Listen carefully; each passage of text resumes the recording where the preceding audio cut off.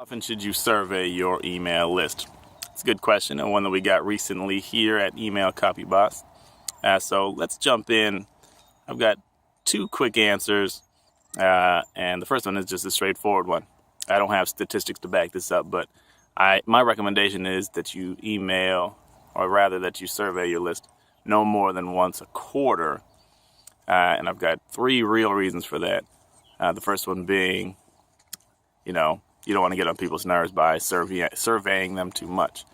There's only so much value that people get from, surveys. And so you can get on people's nerves by asking too much.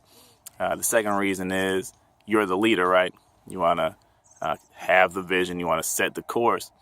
And too many surveys can kind of erode that leadership position or the persona of you being the strong leader. So I would recommend you don't do a ton of that too often. You do want to hear what people want, and let them know that you care. But too much of that and you turn into a wishy-washy kind of leader.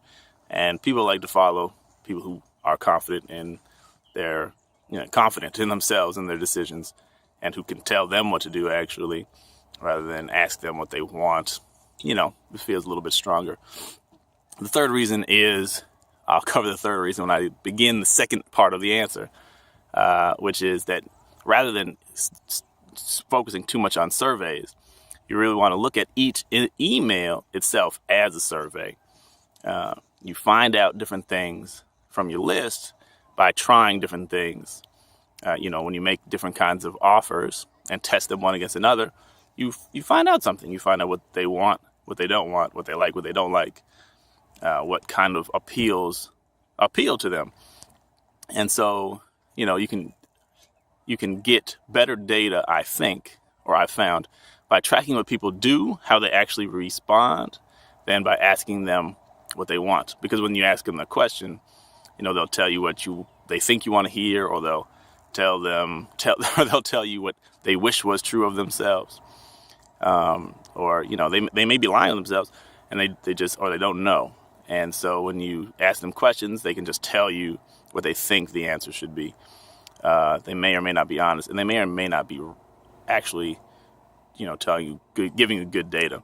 On the other hand, when they actually respond to an offer, when they open an email, a subject line test will tell you something about them. Calls to action tests will tell you something about them.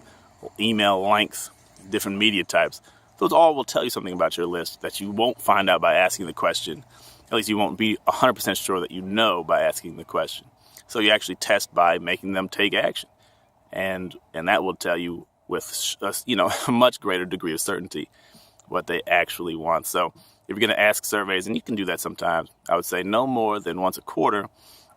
But look at every email as a survey of sorts that gives you data about your list and what they like, what they want, what they don't want, that they've proven to be true by taking action on what you put in front of them. And we talk about testing a lot.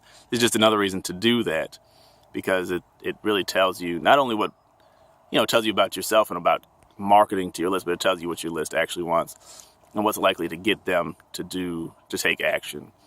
So, there's my answer. Again, I don't really have statistics, but I've sent a lot of emails to lists as big as, 750,000. And these are the things that I continually find. Asking people to take surveys is hard. Most people don't even want to take them. Unless you're giving away something free. And even then, the majority of people will not even bother. But you do learn by what the audience does, how they respond to your email. So that, to me, is more valuable information and what you should really be focused on.